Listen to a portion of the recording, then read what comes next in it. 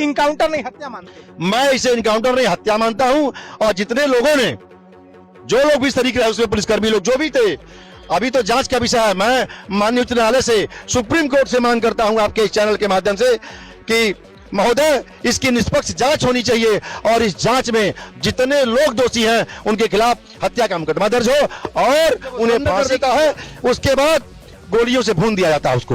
यह है भारतीय जनता पार्टी का चरित्र, यह है भारतीय जनता पार्टी का चरित्र। ये लोग पूरी तरीके से बेनकाब हो चुके हैं।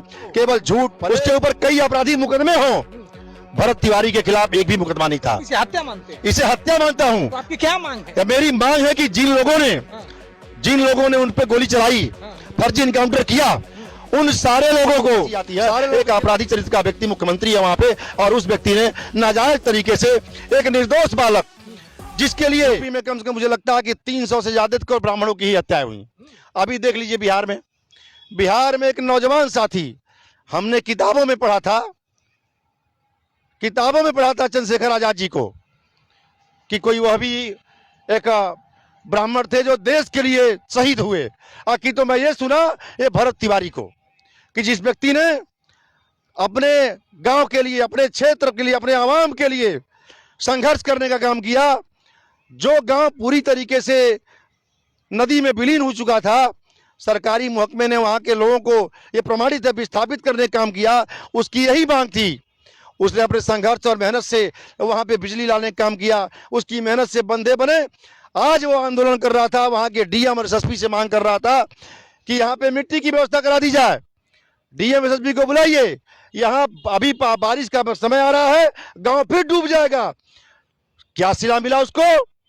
वास्तव में वो भगत सिंह था, चंद्रशेखर आजाद के रूप में उसने अपने क्षेत्र के आवाम को हरियाली लाना चाहता था, वहां पे वहां की खुशहाली लाना चाहता था। लेकिन जब यह देखे भारतीय जनता पार्टी के लोग कि देख रहा हूं ये उभरता हुआ कोई वास्तव में इस तरह का आजादी दिलाने वाला कोई निकल जाए, भगत सिंह और चंद्रशेखर आजाद, इसको पहले मार दो। और साजिश के तहत आप बताइए, एक तो पिस्टल हम लोगों ने सुना था, दूसरा पिस्टल ये देखा कि उसने आम आवाम के लिए, आम जनमानस के लिए पिस्टल उठाने का काम किया। और जब समाज में बात आई, पुलिस जब घेरेबंदी करती है अनैतिक तरीके से, तो सरेंडर भी करता है सम्मानजनक, और पिस्टल फेंकता अपनी सरेंडर करता, कहता कि एक बार आप डीएम एसएसपी को बुला दीजिए, मेरी जो मांग है उसको पूरी कर लें, और ये मैं आपको सलाह फेंकता हूं आपके सामने। और जब वो सरेंडर कर देता है, उसके बाद गोलियों से भून दिया जाता है उसको। यह है भारतीय जनता पार्टी का चरित्र, यह है भारतीय जनता पार्टी का चरित्र। ये लोग पूरी तरीके से बेनकाब हो चुके हैं। केवल झूठ, फरेब और जालसाजी पे इनकी सरकार टिकी हुई है। तो आप इसे इनकाउंटर नहीं मानते? ना, मैं कतई नहीं मानता इनकाउंटर है। देखिए, इनकाउंटर किसका होता है त्रिपाठी जी, ये जान लीजिए। इनकाउंटर तो तब होना चाहिए जैसे जिसको नहीं पता है वो हो सकता है कि न बता पावे। इनकाउंटर का मतलब है कोई बहुत बड़ा अपराधी हो, गैंगस्टर हो, उसकी एक आपराधिक पृष्ठभूमि हो, टीम हो, उसकी गैंग हो, वो अपहरणकर्ता हो, वो चोर हो, उसके ऊपर कई आपराधिक मुकदमे हो।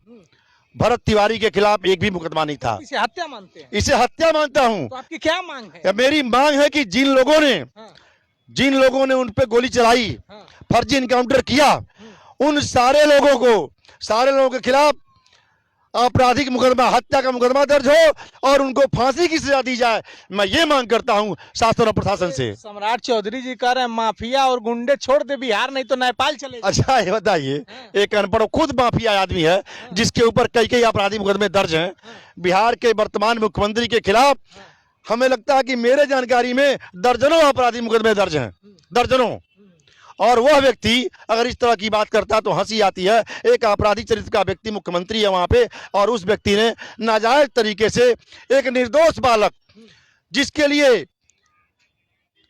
लिए दलित समाज के लोग, ओबीसी समाज के लोग, सामान्य वर्ग के लोग, मुस्लिम समाज के लोग, हर वर्ग के लोग, मैं देख रहा हूं, देख करके आंख में आंसू आ जा रहे हैं कि वहां पे सभी समुदाय के लोग उसके लिए रो रहे हैं, सड़क पे आ गए। लोग कह रहे हैं हथियार फेंकने के बाद इनकाउंटर कर दिया। अरे भाई, गोलियां, अरे आप बताइए, हथियार भी उसने तब हथियार उठाया, ठीक है, उसने हथियार उठाया, लेकिन अपने लिए नहीं उठाया। वो हथियार तो उसलिए उठाया कि उसको लगा कि मुझे लोग, मैं गांव के विकास की मांग कर रहा हूं और विकास की मांग, गांव के विकास के लिए, क्षेत्र के विकास के लिए काम कर रहा हूं और ये लोग घेर करके मुझे मारना चाहते हैं।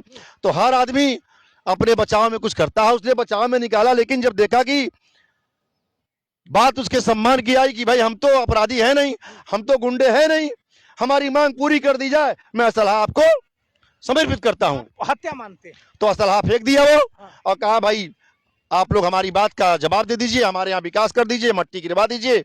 उसकी ये मांग थी, लेकिन सरेंडर करने के बाद उसको बेरहमी से उसकी हत्या कर दी जाती है। इनकाउंटर नहीं, हत्या मानते हैं। मैं इसे इनकाउंटर नहीं, हत्या मानता हूं।